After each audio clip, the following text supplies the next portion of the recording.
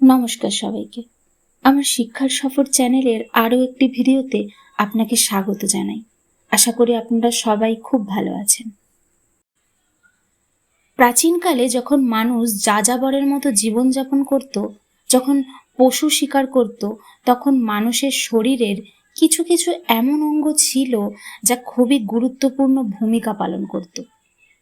কিন্তু সময়ের সাথে সাথে সেই অঙ্গগুলো আমাদের আর প্রয়োজন পড়ে না। সেই অঙ্গগুলি কি বা সেই অঙ্গ আমাদের কি কাজে লাগতো তা নিয়েই আজকের এই ভিডিও। চলুন তাহলে শুরু করা যাক। লেজ। আগে বন মানুষদের লেজ ছিল, যা উঁচু উঁচু গাছে চড়ার সময় ভারসাম্য রক্ষা করতে, ডালপালা আঁকড়ে ধরতে সাহায্য করত এবং খাবার খুঁজতেও লেজের খুব প্রয়োজন হতো। যদিও এখন মানুষের লেজ নেই, তবে মেরুদণ্ডের শেষ প্রান্তে কক্সিক্স নামে একটি ছোট্ট হাড় রয়েছে, যা আমাদের লেজের বিবর্তিত রূপের প্রমাণ বহন করে। বেশ বড় আকারের দাঁত ও চোয়াল। এখনকার দাঁত এবং চোয়াল তুলনামূলকভাবে ছোট এবং কম শক্তিশালী, কারণ আমরা রান্না করা খাবার খাই। আমাদের আদিম পূর্বপুরুষেরা কাঁচা মাংস, ফলমূল, পাতা এবং শক্ত শিকড় খেতেন, তাই তাদের দাঁত এবং চোয়াল অনেক শক্তিশালী ছিল, যা এই ধরনের খাবার চিবিয়ে খেতে সাহায্য করত। শরীরে বড় বড় লোম। বন মানুষদের শরীর ঘন লোমে ঢাকা থাকত। এই লোম তাদের ঠান্ডা থেকে রক্ষা করত, সূর্যের তেজ থেকে ত্বককে বাঁচাতো এবং গাছের ডালে বা পাথরে ঘষা লাগলে চামড়ার সুরক্ষা দিত।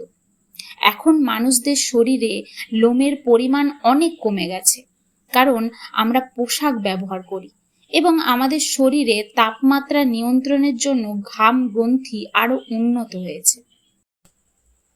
বড় ও তীক্ষ্ণ নখ। বন মানুষদের নখ ছিল অনেকটা থাবার মতো, যা গাছের ছাল ছাড়াতে, মাটি খুঁড়তে এবং শিকার ধরতে সাহায্য করত।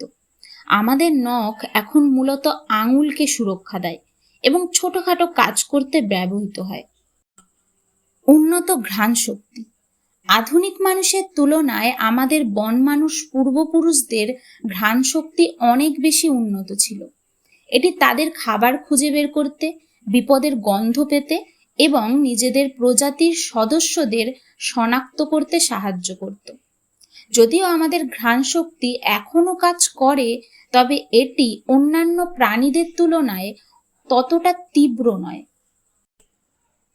উন্নত শ্রবণ শক্তি ও দৃষ্টিশক্তি। জঙ্গলে টিকে থাকার জন্য এবং শিকারী প্রাণীদের থেকে বাঁচতে বন মানুষদের শ্রবণ শক্তি ও দৃষ্টিশক্তি খুবই প্রখর ছিল। তারা অনেক দূর থেকে বিপদের আভাস পেত এবং গাছের পাতার আড়ালে লুকিয়ে থাকা খাবার খুঁজে বের করত। বন মানুষেরা অনেক লড়াই করে নিজেদের অস্তিত্বকে টিকিয়ে রাখত এবং এর জন্যই তাদের এই অঙ্গগুলোর এত প্রয়োজনীয়তা ছিল। এই বৈশিষ্ট্যগুলো আমাদের দেখায় যে কিভাবে পরিবেশ এবং জীবনযাত্রার পরিবর্তনের সাথে সাথে আমাদের শরীর বিবর্তিত হয়েছে। প্রতিটি পরিবর্তনই ছিল টিকে থাকার একটি কৌশল। ভিডিওটি এখানেই শেষ করলাম। সবাই ভালো থাকবেন, সুস্থ থাকবেন। নমস্কার।